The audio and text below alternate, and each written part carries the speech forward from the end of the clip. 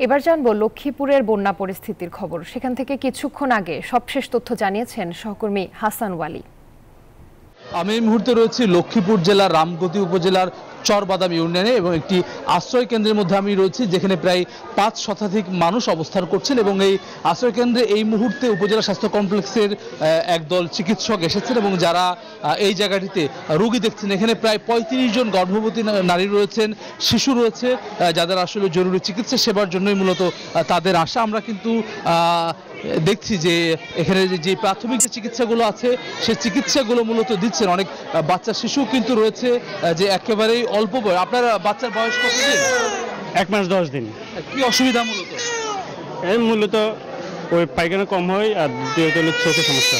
যেমনটা আসলে 1 মাস 10 দিনের একটি বাচ্চা নিয়ে এসেছেন একজন বাবা।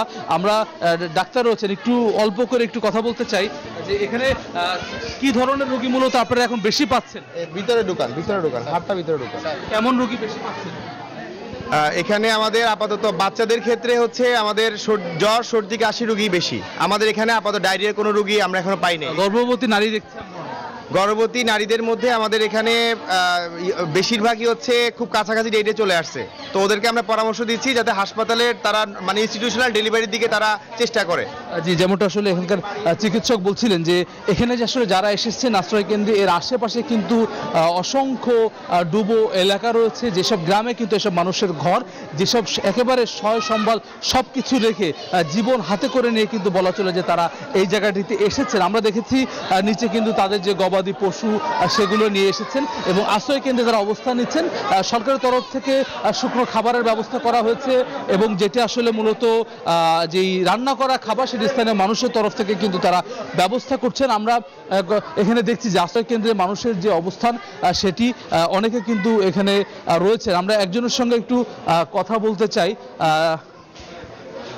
আপনারা কতদিন আছেন এখানে? কতদিন আসছেন? 2 দিন আজকে। আমরা আছি না যে 3 দিনে, 13 দিন। 13 দিন। আপনারা যখন আসছিলেন আপনার বাড়ির কি অবস্থা ছিল? বাড়িতে ঘরে পানি উড়ে গেছে, খাড়ের মধ্যে পানি উড়ে গেছে, তো আমরা বাইরে চলে গেছি। এখানে খাবার দাবার কি খাচ্ছেন? না, খানা দানা খাবা, খানা খাবা, বিরিয়ানি দেয়, ভাত খাবা, ওই শুকনা খাবার দেয়। ওষুধ পাচ্ছেন? যে ওষুধও পাচ্ছি। যেমনটা আমরা একজন নারীর সাথে কথা বলছিলাম যে এই জায়গায় আশ্রয় কেন্দ্র রয়েছেন, এখানে কিন্তু এরকম যে মূলত স্কুলের সঙ্গে যে আশ্রয় কেন্দ্র, সেই আশ্রয় কেন্দ্রে মূলত প্রায় 500-র বেশি কিন্তু মানুষ এই আশ্রয় কেন্দ্রে থাকেন। এখন যেহেতু একেবারে দিনের বেলা, যার ফলে কিন্তু আমরা দেখছি যে অনেকে ঘর বাড়িতে গেছেন, যে রেখে আসা ঘর সেটির কি অবস্থা সেটি দেখতে। আমরা একটি বাচ্চাও দেখতে পাচ্ছি, বোধহয় অসুস্থ না? হ্যাঁ, অসুস্থ। কি হচ্ছে? বাচ্চা জ্বর, আজকে 3 দিন। ওষুধ দই একদম খাওয়াই ধরে না। ডাক্তার দেখাইছেন?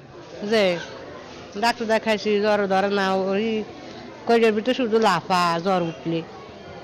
এই চিকিৎসকরা যেমন আমাদের জানাচ্ছিলেন যে এখন মূলত সর্দি জ্বর কাশি এই ধরনের রোগী কিন্তু এই জায়গাটিতে বেশি, তারা চিকিৎসা দেওয়ার চেষ্টা করছে এবং প্রাথমিক যে চিকিৎসা ওষুধপত্র সেটি সরবরাহ করছেন। প্রায় সব আশ্রয় কেন্দ্রে কিন্তু আসলে এমন অবস্থা, যেহেতু ঘর বাড়ি রেখে এসেছেন, এখানে কিন্তু কোনো রকম খেয়ে পড়ে জীবন বাঁচানোই কিন্তু এখন আসলে তাদের মূল চ্যালেঞ্জ।